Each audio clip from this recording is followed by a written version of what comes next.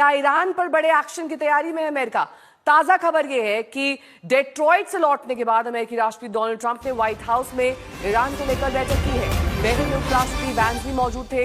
सूत्रों के हवाले से खबर है कि बैठक में ट्रंप को ईरान की स्थिति के बारे में जानकारी दी गई और अमेरिकी प्रतिक्रियात्मक उपायों पर चर्चा की गई। इससे पहले ट्रंप के बयान से ईरान में सुगबुगाहट तेज हो गई है। ट्रंप ने ईरान के सत्ता विरोधी प्रदर्शनकारियों को देशभक्त बताते हुए कहा कि मदद रास्ते में। ट्रंप ने इसका मतलब तो नहीं समझा, लेकिन साफ कहा कि हालात के मुताबिक कदम उठाएंगे। ट्रंप के इस बयान को अमेरिका के संभावित सैन्य एक्शन के संकेत के तौर पर देखा जा रहा है। अमेरिका के इस रुख पर रूस ने प्रतिक्रिया दी है। रूस ने कहा है कि ईरान में सैन्य एक्शन स्वीकार नहीं। ईरान जल रहा है।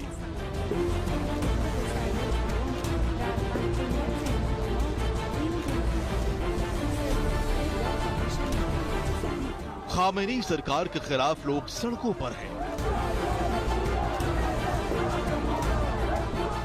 पिछले कई दिनों से जारी सत्ता विरोधी आक्रोश की आग से हुई बर्बादी तेहरान समेत ईरान के तमाम शहरों में साफ साफ नजर आ रही है।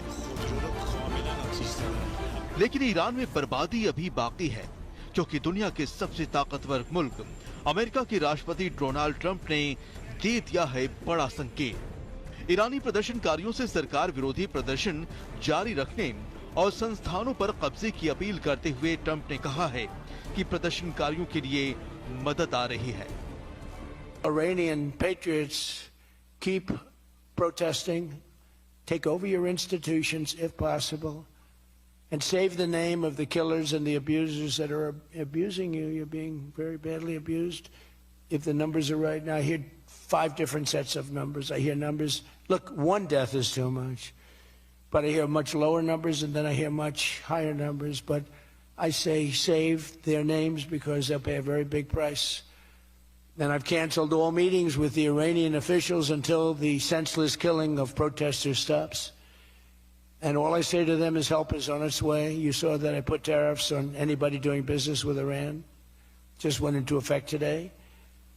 And I say make Iran great again. You know, it was a great country until these monsters came in and took it over. लेकिन ट्रंप की मदद रास्ते में है वाले बयान का क्या मतलब है? किस तरह की मदद? जब ट्रंप से ये साफ करने को कहा गया तो उन्होंने बातों को घुमा दिया। Iran this morning that help is on the way for protesters. What did you mean by that? What kind of help? You're going to have to figure that one out. I'm sorry. बाद में Maryland के joint base Andrews में media से बात करते हुए Trump ने कहा कि हालात के मुताबिक वो एक्शन लेंगे। On my mind, when I see the kind of death that is happening over there, we think. So we're going to get some accurate numbers. I'll have it in about 20 minutes. We'll get some accurate numbers as to what's happening with regard to the killing. The killing looks like it's significant, but we don't know yet for certain. I'll know within 20 minutes. So, and we'll act accordingly. इस बीच ईरानी सरकारी television में प्रदर्शन से Tehran में हुई बर्बादी का video जारी किया है, जिसमें जलती हुई इमारतें, जली हुई गाड़ियां और बैंकों में तोड़फोड़ का मंजर दिख रहा है। एक ईरानी अधिकारी के मुताबिक प्रदर्शन के दौरान करीब 2000 लोगों की जान जा चुकी है, जिसमें 1850 प्रदर्शनकारी थे। प्रदर्शन और बर्बादी की इन तस्वीरों के बीच बड़ा सवाल यही है कि ईरान में आगे क्या होने वाला है, खासकर ट्रंप क्या करने वाले हैं। आज तक ब्यूरो। ईरान को लेकर ब्रिटिश मीडिया ने दावा किया है कि वहां पर कुल 12,000 लोगों की जान जा चुकी है। ईरान इंटरनेशनल का दावा है कि ईरान में बीते 17 दिन में 12,000 प्रदर्शनकारियों की हत्या कर दी गई। वेबसाइट ने इसे ईरान के आधुनिक इतिहास में अब तक का सबसे बड़ा हत्याकांड बताया। वहीं रॉयटर्स न्यूज एजेंसी के मुताबिक ईरानी अधिकारियों के हवाले से मरने वालों की संख्या 2000 है। वेबसाइट का यह कहना है कि यह जानकारी कई सोर्सेस पर आधारित है। इस डेटा की कई लेवल पर जांच की गई और सख्त प्रोफेशनल स्टैंडर्ड्स के मुताबिक पुष्टि के बाद ही इसे जारी किया गया। ज्यादातर मारे गए लोग 30 साल से कम उम्र के थे।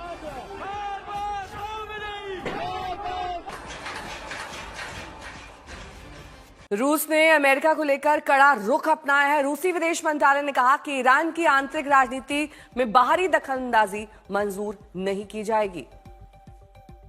ईरान के सहयोगी देशों को ब्लैकमेल करने की कोशिश की जा रही है, ये रूस ने कहा। इसके साथ ही ईरान के अंदरूनी मामले में हस्तक्षेप कतई स्वीकार नहीं है। ईरान के सहयोगी देशों को ब्लैकमेल करने की कोशिश। प्रणय मेरे सहयोगी जुड़ गए हैं तमाम जानकारी के साथ। प्रणय, किस तरीके से अब अमेरिका का ये हस्तक्षेप रुकेगा, क्योंकि लंबे समय से ये दादागिरी चल रही है। रूस हालांकि अपनी प्रतिक्रिया दे रहा है, कह रहा है कि सब कुछ ठीक नहीं है, लेकिन क्या युद्ध के संकेत साफ मिल रहे हैं? नेहा, केवल रूस की ही बात नहीं, मैं आपको बता दूं कि अब से कुछ देर पहले चीन के विदेश मंत्रालय का भी एक बयान आया है, जिसमें उन्होंने कहा है कि अमेरिकी राष्ट्रपति डोनाल्ड ट्रंप की तरफ से लगाए गए जो अतिरिक्त 25% के टैरिफ हैं, उसके खिलाफ चीन अपने राष्ट्रीय हितों की पूरी ताकत के साथ रक्षा करेगा और हम इस तरीके की दबाव को, इस तरीके की चीजों को स्वीकार नहीं करते हैं। जाहिर तौर पर यह चीज बताती है कि एक नया टकराव का मोर्चा जो है वो ईरान के अंदर खड़ा हो रहा है। केवल ईरान की सरकार बनाम अमेरिका ही नहीं है, बल्कि जो अन्य देश हैं जो कि ईरान के साथ व्यापार और कारोबार कर रहे हैं, उनके लिए भी एक नई चिंता या कहा जा सकता है नया तनाव खड़ा हो रहा है अमेरिका के साथ में। दूसरी चीज यह है कि राष्ट्रपति डोनाल्ड ट्रंप लगातार अपनी जो ईरान के खिलाफ चरम दबाव की नीति है, उस पे अलग अलग चरण में चलते हुए नजर आ रहे हैं।